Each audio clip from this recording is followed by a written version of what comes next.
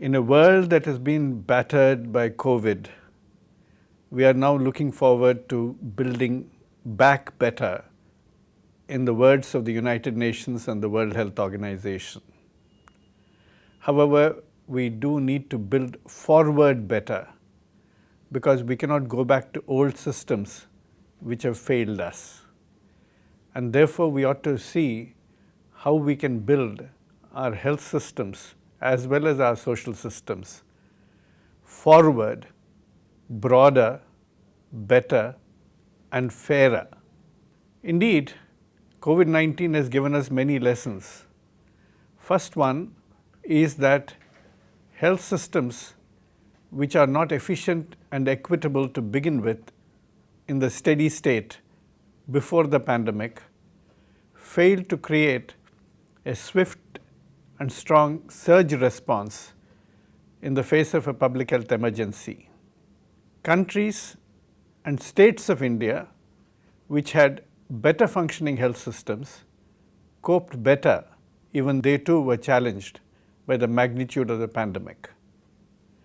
Second, we also recognize that unless countries have a strong public sector presence in their health systems, they cannot really discharge the functions of delivering acceptable, available, and affordable healthcare to all sections of the people, even during periods without an emergency, but particularly during a public health emergency, the health system cannot function in terms of efficient and equitable delivery of health services.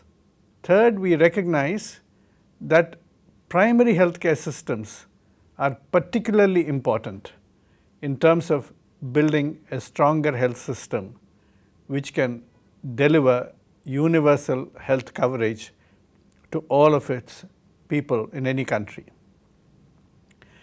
Building on these lessons, we must look at how India has evolved its health system over the decades of its independence, where the fault lines lie, and how we can actually improve upon the structure, functioning, and accountability of our health system.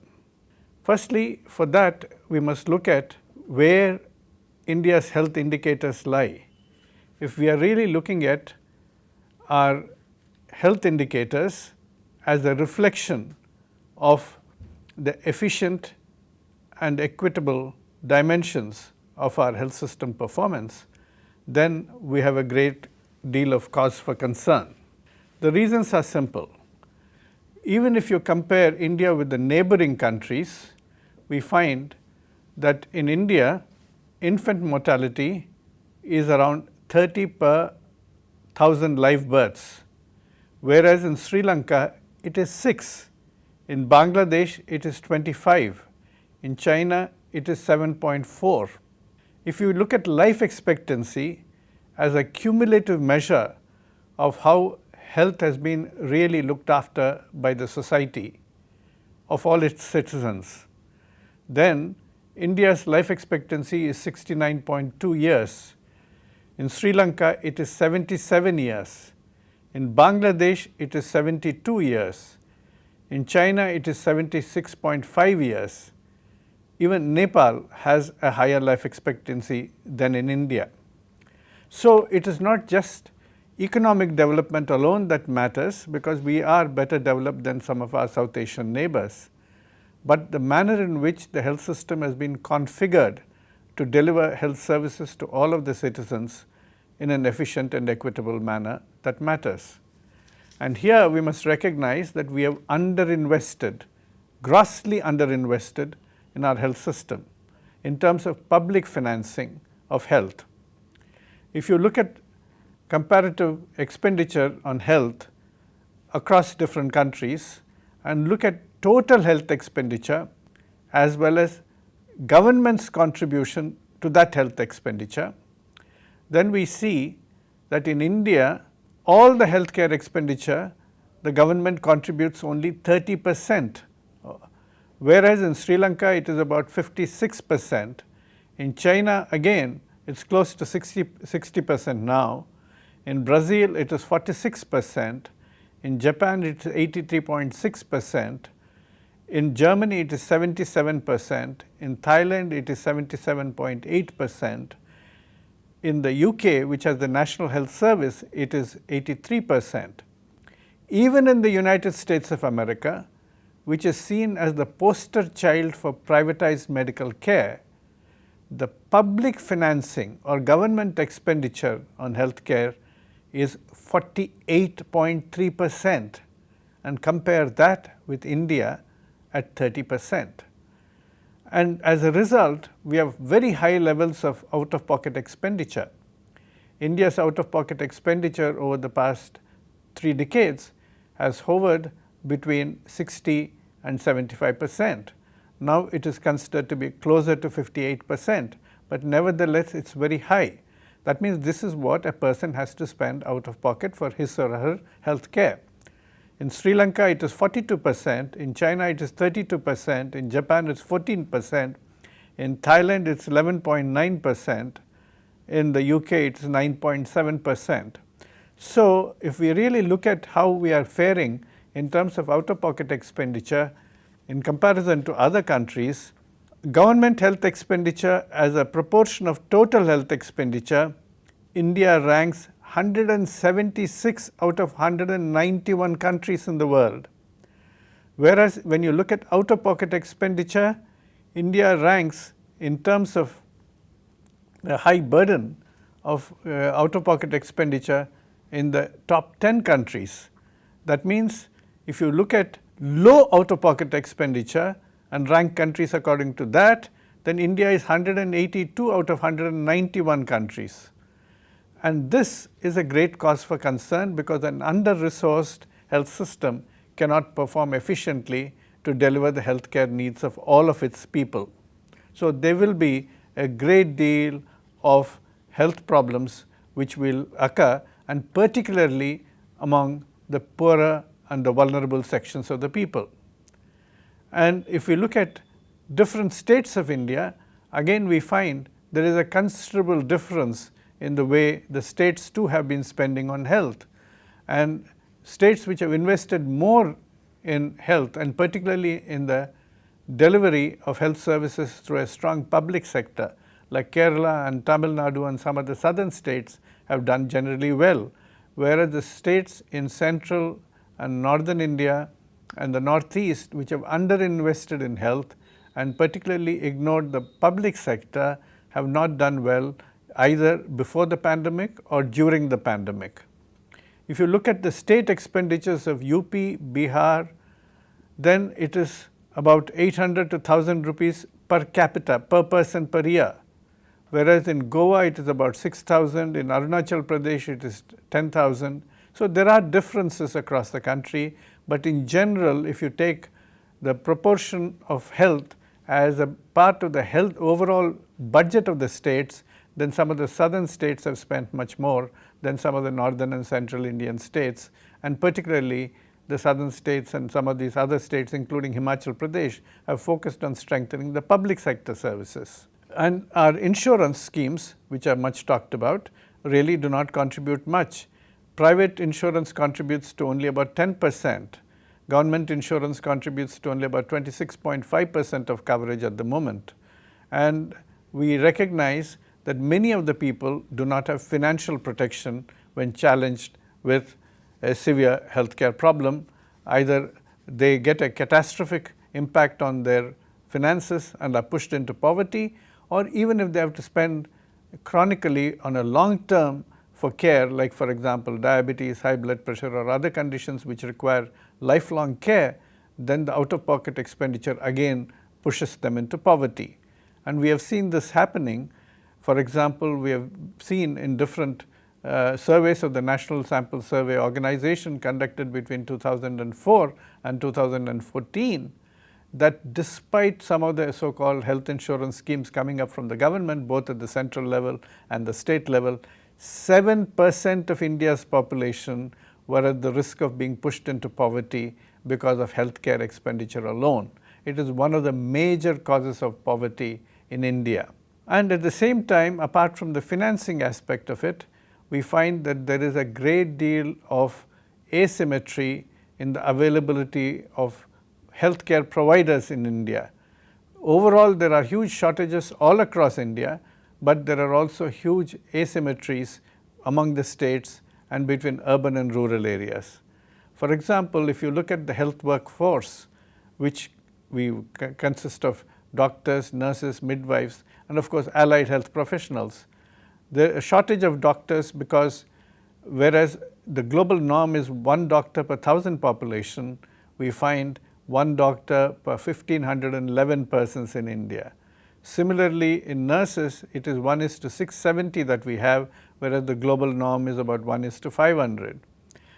Combining doctors, nurses, and midwives, the World Health Organization estimates that we need about 44.5 of these 3 categories of healthcare providers per 10,000 population in order to deliver universal health coverage and meet the Sustainable Development Goals. We have just about half that number, about 22 per 10,000.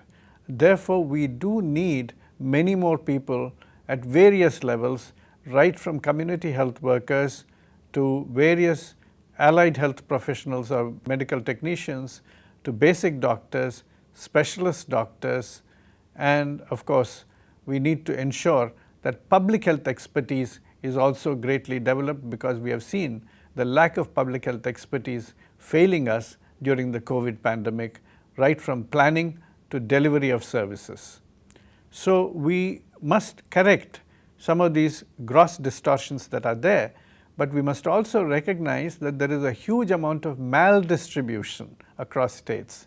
If you take the healthcare workforce, then we find that while 2/3 of our population is living in rural areas, 2/3 of doctors, nurses, and other allied health professionals are actually working in urban areas. It's exactly the reverse. And even the Indian systems of medicine, Ayush, we find they are also mostly in urban areas, very few in a proper manner distributed across rural areas. And while we have invested in rural primary health care, urban primary health care does not really exist in most of the cities in an organized manner. And therefore, people have to depend upon either the private hospitals or the high-end tertiary care hospitals of the government for primary care needs, or go to quacks if they are from the low-income community and live in urban slums. And this will not really protect our health. So we need more training institutions which are well distributed across the country. About 60% or more of our medical colleges are concentrated in the 4 South Indian states and in Western India, whereas in Central India, Northern India, Northeast India, the medical colleges are very few in number and do not train adequate number of undergraduate and postgraduate doctors. So we need to correct several of these distortions as we go along. Let me come to why this has happened. India started off fairly well with a strong commitment to universal health coverage, or care better, right from the period of independence. It had a strong emphasis on the public sector. We found that whether it was a primary care center or a government hospital in the city, care was being provided mostly free by the public sector. However, under-resourcing, under-financing of the public sector, with also reduced number of people in terms of the health workforce, poor governance, all of this saw the public sector dwindle in terms of its presence and decline in terms of its performance. And with economic liberalization, we saw the private sector coming up in a big way, starting with the 1980s, but really roaring into a largely dominant urban presence in from 1990 onwards. Now, much of the care is now being provided by the private sector, by the organized private sector, as well as the informal private sector in tertiary care, secondary care, and even to some extent in the primary care. Though in the primary care, it's not very well organized in terms of providing the care in rural areas and small towns, and that we have seen during COVID. And indeed, in COVID, we saw how the dependence on the private sector hurt us in India. Not only they were unable to deliver the care in smaller towns and villages, but the exorbitant rates charged by some of them in urban areas were scandalous, and they could not even provide adequate amount of beds for admission and even ran short of oxygen supply because they are not prepared for it. That of course affected the government sector as well, which indicates again poor governance and preparation of entire health sector for public health emergencies. But one of the stark failures of the private sector came into visibility when they were asked to deal with 25% of the vaccines in India. They were permitted to acquire 25% vaccines and administer them. And we found that beyond few large hospitals in large cities, they could not really deliver more than 7% of the vaccines, especially in small towns and villages. So over-dependence on the private sector can be very costly for public health and overall efficiency and equity of health care. But we have evolved a mixed health system over the years by default and not by design. And therefore, we have to possibly accommodate all the sectors, public, private, as well as voluntary sectors, under a framework of universal health coverage, which we need to evolve. But with appropriate regulatory framework, with clearly defined deliverables and accountability mechanisms. You cannot have a private sector that is under-regulated or unregulated and have a completely under-resourced public sector having to struggle with delivering the care both to a vast majority of people who cannot afford health care by out-of-pocket expenses, or particularly deliver most of the services during a public health emergency. So we need to strengthen our public sector. We need to make our private sector more responsible partner in the universal health coverage, but with clear-cut accountability mechanisms and a strong regulatory structure. But this requires us to look at universal health coverage. What is universal health coverage? It is now something that has been committed to by the Sustainable Development Goals, and we have signed up to it as a country, and we have also incorporated that in our National Health Policy of 2017. So we see that we do require to focus on universal health coverage as a system where every person living in the country gets all the essential health services, all the health services that he or she needs with assured quality, but without suffering financial hardship. That means there should be no high out-of-pocket expenditure.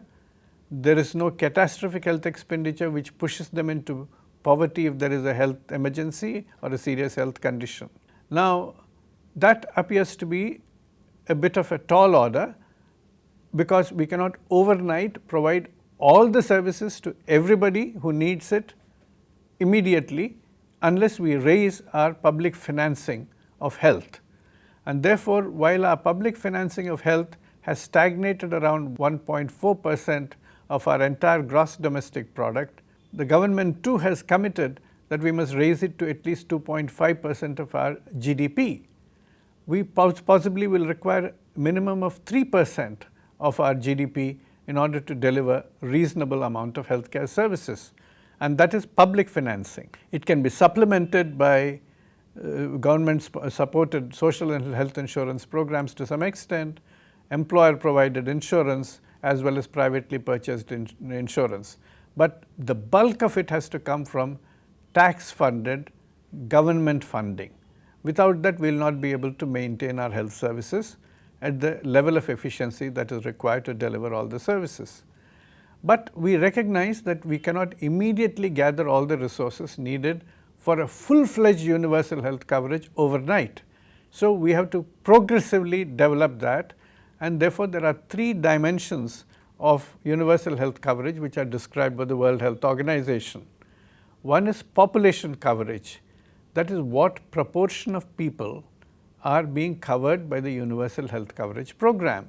Second is service coverage. What are the services included in the package of services that are prepared under universal health coverage and which are guaranteed for delivery by the government? Whether the government is going to do it through the public sector or also through the private sector which has been contracted, that's a different issue. But the government is responsible for making sure that those services are delivered. The third is what's called cost coverage. How much of the cost of this financing from out of pocket is going to be reduced and how much of it is going to be without a financial burden on people. So cost coverage is important, but at the same time you have to make sure that you're spending that money well so that it is not unproductive expenditure or on unnecessary procedures, and that while reducing poverty levels in the people because of health care, you're also keeping the health budget reasonably under check so that you're not guilty of imprudent financial expenditure. So these three aspects will have to be balanced. Politicians generally go in for population coverage because even if the services are few, they'd like to please many people. The healthcare providers like doctors would like to go in for a broad service coverage package because they feel that their patients deserve the best, however expensive it is. Whereas the economists who are usually in the Niti Aayog or Planning Commission, as well as the health system managers like the health secretaries and others, the civil servants and the other economists, usually look at the cost coverage and say, how much can we actually provide for the universal health coverage packet to provide the maximum benefits possible with the best impact on reducing poverty related to health care while keeping the overall budget reasonably under check. So poverty reduction and fiscal prudence are the guidelines there. So there's a dynamic tension between these three perspectives, and at any given time, based on the resources available, we have to balance all three of them. However, there's one other element that comes in. It's not just cost effectiveness of the interventions or the service components that we are providing that we need to look at, though that's very important. We need to look at what is also the burden of disease, which are the common health conditions, which are the health conditions that people mostly suffer from, how do we address that, how do we provide services for that, all of that we need to look at. But we also need to look at what's called the equity dimension. Who are the vulnerable groups who are most disadvantaged already, who are suffering already from poor health conditions, who are unable to access health services properly because of poverty, disability, or because of a variety of other reasons by which they are disadvantaged or discriminated. So a universal health coverage program has also to bring in that dimension to bridge the health equity gaps. So you have two different dimensions. One is what can be called the horizontal equity, in which everybody gets the same set of services, like primary health care, much of secondary health care, life-saving elements of advanced health care. But there are groups that will be prioritized for additional resources or additional services to reduce the existing health equity gaps. So that would be seen as vertical equity. So we need to balance both of these when we are configuring a universal health coverage package. But UHC is the best platform on which we can provide services for many of India's health conditions, right from health promotion, how to build health better so that people don't fall ill, how to undertake preventive measures so that even when there are some problems coming up, whether it's an infection or whether it's the temptation of tobacco addiction, we are actually preventing these things from happening and causing disease. Or how do we detect blood pressure and diabetes early before it goes on to kidney failure or heart attacks? So both health promotion and prevention are very important, both at the population level and at the individual level. But we also need early detection of disease or of risk factors of disease and effective prompt care so that they do not proceed to advanced disease, which is going to be costly and will cut short life expectancy or cause a huge amount of disability. We also need rehabilitative services. We need palliative care for people in extreme ends of terminal disease. And we recognize that health challenges in India are changing. Our infectious diseases have generally come down over the last 3 decades, whereas non-communicable diseases like heart diseases, diabetes, cancers, chronic respiratory disease, mental illness, all of them have gone up. It's not that infectious diseases have completely gone away. Tuberculosis is still a major challenge. We see malaria, we see dengue, we see chikungunya, but overall, these challenges have become less. We also see huge nutritional challenges. About 38% of our children are still stunted, and very many are wasted and also undernourished. So given the huge problem that we are seeing in terms of nutritional deficiencies in our children, many of our women in the reproductive age group and children under 5 are anemic. So we have a problem of undernutrition, we have a problem of infectious diseases. At the same time, we are seeing chronic diseases like heart diseases, diabetes, cancers, chronic lung diseases, all of them rising quite rapidly. So in order to address all of these challenges, you need a very efficient health system, and that needs to be well resourced, not only in terms of financing, but also in terms of healthcare delivery services. Of course, technologies will help. We should be able to use our healthcare technologies, particularly in primary care, to enable non-doctors like community health workers, nurses, and auxiliary nurse midwives, and mid-level healthcare providers whom we are developing now to efficiently use technology for delivering services.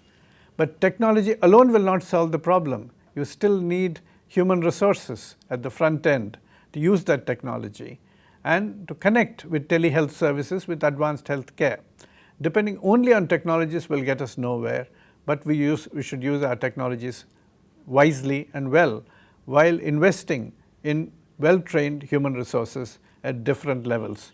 And we must develop our district hospitals as well. We must particularly focus on our primary care, both in rural areas and in urban areas, because as I said, urban primary health care has been neglected for long, right from sub-centers to primary health care and community health centers, but also linking them well with district hospitals and medical college hospitals.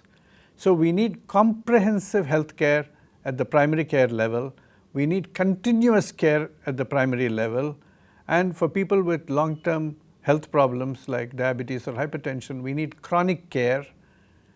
Of course, we need compassionate care for everybody so that people are treated with courtesy, but we also need connected care where we find that primary care is efficiently connected to secondary care institutions like district hospitals, tertiary care institutions like medical college hospitals, and there is a referral back to primary care after they have been treated for their immediate health problems. Unless we establish all of these structures in a seamless manner, we will find people running from pillar to post whether they have a minor medical problem or a serious medical emergency. So we need to reconfigure our health system by reimagining all of these in a fairly coherent manner. And for that we need very good public health expertise as well, because unless you are able to identify what is likely to be the next pandemic, next infectious disease outbreak, in which part of the country, how do you prevent it, how do you actually manage to prepare your health services to meet that, or even to deliver regular services, how do you actually configure the health system to make sure that there are enough trained, well-motivated and accountable healthcare providers at each level of care, from the sub-center to the district hospital or the medical college hospital. How is the private sector going to be brought in for service delivery in an accountable manner? How is the public sector going to be strengthened so that it can actually become the pace setter for high quality healthcare, which is affordable to everybody? So these are some of the issues that we ought to be really looking at as we rebuild our health system. And we must ensure that some of the inequalities that exist across our country between rural areas and urban areas, between different states, all of them are eliminated. And of course, we must make sure that the most vulnerable groups, whether they are living in urban slums or in rural poverty, are given the highest priority. And the tribal communities of our country who have been having the worst health indicators are also given much greater attention and better services. So all of these are challenges that we need to look at. And when we are really looking at reconfiguring India and reimagining a health system which is much more efficient and equitable, we have to prepare the platform of universal health coverage in order to address all the health challenges and try and ensure that we build systems which can keep people healthy across their life course. But when they do fall ill, then we ought to be able to give them the health care that they require promptly and efficiently. We need better health information systems so that we need data for early decision making. And we need better governance of our health system by the overall management right at the policymaker level to the people who are managing the healthcare facilities. And of course, education is very important. While we must improve the education levels of the people, health literacy must be provided also as a priority so that people can understand their health and nutrition needs and can take decisions to protect, preserve, and promote their own health.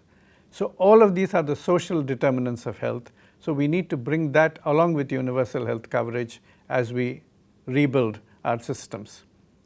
Finally, as I said, it's not just building back better, going back to the old systems and trying to do more of the same thing. It is building forward better by reimagining how an efficient, equitable, and empathetic health system can be developed. And that will require that we not only build forward better, but broader with a much greater emphasis on primary health services. We also need to broaden the community engagement, but build forward better, broader, and fairer. We must focus on health equity as an important criterion of how we configure and deliver our health services. And that is where we must head forward as we move out of the pandemic into a new era. Thank you very much.